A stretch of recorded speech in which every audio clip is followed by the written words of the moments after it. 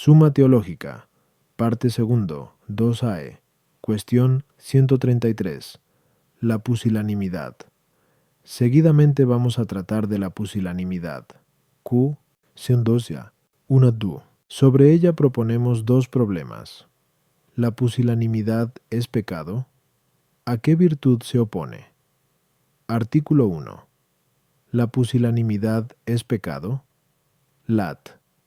Objeciones por las que parece que la pusilanimidad no es pecado.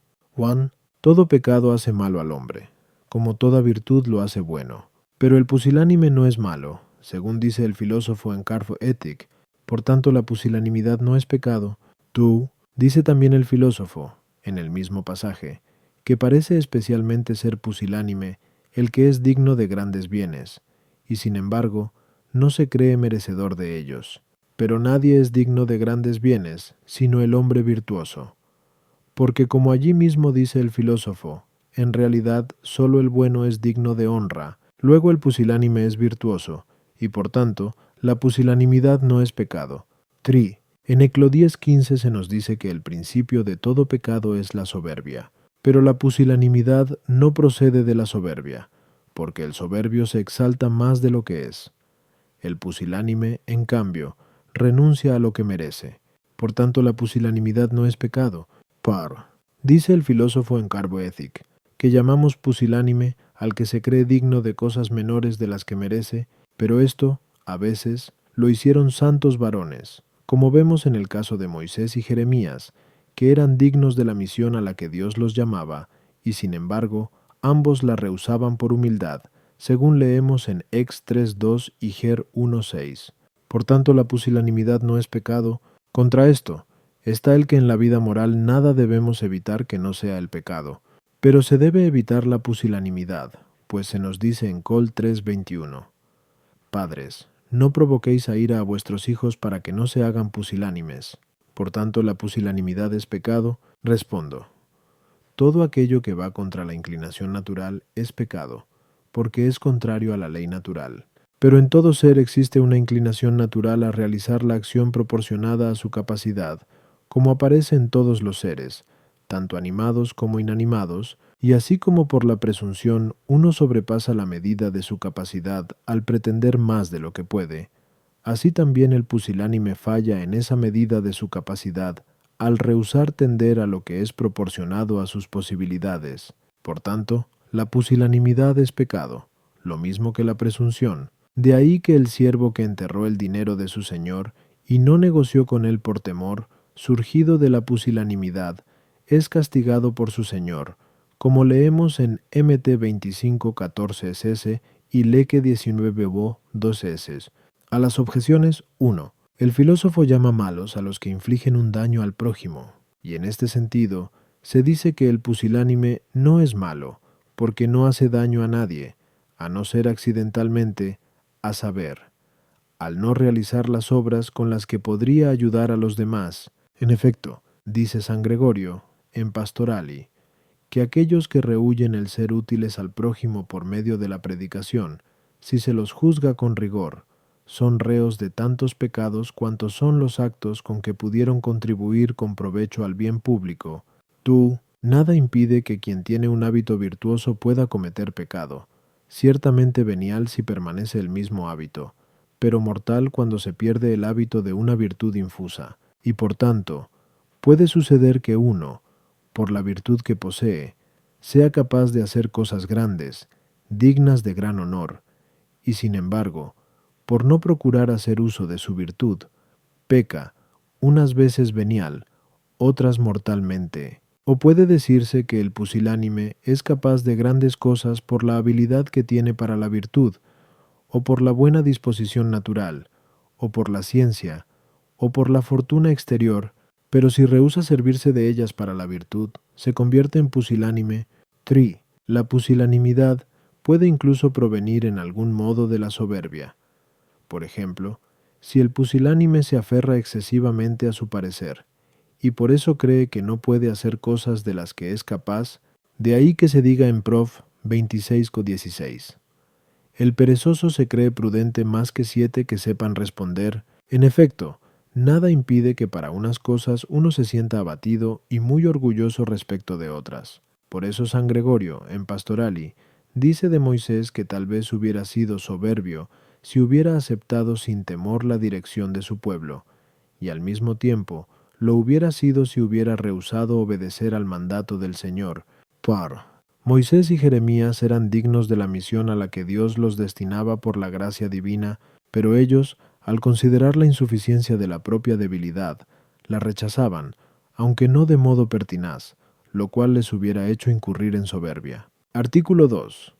¿La pusilanimidad se opone a la magnanimidad? Lat. Objeciones por las que parece que la pusilanimidad no se opone a la magnanimidad. 1. Dice el filósofo en Eve Ethic que el pusilánime se desconoce a sí mismo, pues si se conociera apetecería los bienes de los cuales es digno, pero el desconocimiento de uno mismo parece oponerse a la prudencia, por tanto, a ésta se opone la pusilanimidad. Tú, según el pasaje de Mt 25:26, al siervo que por pusilanimidad no quiso negociar con el dinero lo llama el Señor malo y perezoso.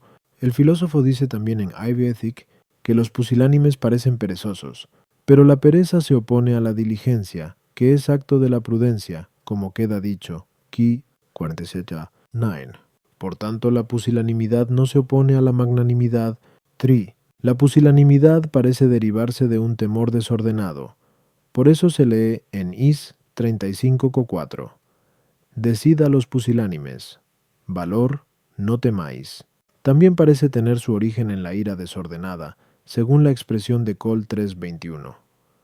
Padres, no provoquéis a ira a vuestros hijos para que no se hagan pusilánimes, pero el temor desordenado se opone a la fortaleza, y la ira desmedida a la mansedumbre.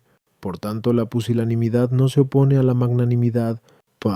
El vicio opuesto a una virtud es tanto más grave cuanto menos se asemeja a ella, pero la pusilanimidad se asemeja menos a la magnanimidad que la presunción. Por eso, si la pusilanimidad se opusiera a la magnanimidad, lógicamente sería un pecado más grave que la presunción, lo cual va contra las palabras de Eclo 37:3. Oh pésima presunción, ¿para qué has sido creada? Luego la pusilanimidad no se opone a la magnanimidad. Contra esto, está el que la pusilanimidad y la magnanimidad se diferencian por la grandeza y la pequeñez de ánimo, como indican sus propios nombres, pero lo grande y lo pequeño son opuestos. Por tanto, la pusilanimidad se opone a la magnanimidad. Respondo. La pusilanimidad puede considerarse de tres modos. En primer lugar, en sí misma, y así es claro que, según su propia razón, se opone a la magnanimidad, de la cual se distingue como la grandeza y la parvedad respecto de lo mismo. En efecto, como el magnánimo, por la grandeza de alma, tiende a lo grande, así el pusilánime, por la pequeñez de ánimo, renuncia a ello. En segundo lugar puede considerarse la pusilanimidad en su causa, que por parte del entendimiento es la ignorancia de la propia condición, y por parte de la voluntad, el temor de fallar en cosas que se estiman falsamente, que superan la propia capacidad. En tercer lugar, puede considerarse la pusilanimidad en su efecto, que es renunciar a cosas grandes de las que uno es capaz. Ahora bien, como hemos dicho, sunt vincetia 2:2, la oposición del vicio a la virtud se mide por la propia especie más que por su causa o efecto. Por tanto, la pusilanimidad se opone directamente a la magnanimidad. A las objeciones 1. La objeción argumenta por la causa intelectiva de la pusilanimidad, no obstante, tampoco puede decirse con propiedad que se oponga a la prudencia por su causa, porque tal ignorancia no procede de falta de conocimiento, sino más bien de la pereza en estimar la propia capacidad, según se dice en Carve Ethic, o en ejecutar lo que cae bajo las propias fuerzas. La objeción arguye por el efecto de la pusilanimidad. 3. La objeción parte de la causa de la pusilanimidad. Sin embargo, el temor que da lugar a ella no siempre es temor de los peligros de muerte. Por eso, en esta acepción, no es necesario que se oponga a la fortaleza, y la ira, por razón de su propio movimiento, que incita a la venganza, no es causa de la pusilanimidad, que deprime el ánimo, sino más bien la destruye. Sí es cierto que induce a ella por razón de sus causas, que son las injurias inferidas, por las cuales queda abatido el ánimo del que las sufre. Par. La pusilanimidad, según su propia especie, es pecado más grave que la presunción, ya que por ella el hombre se aparta del bien, lo cual es pésimo, según leemos en Arv Ethic, pero la presunción se dice que es pésima por razón de la soberbia, de donde se origina,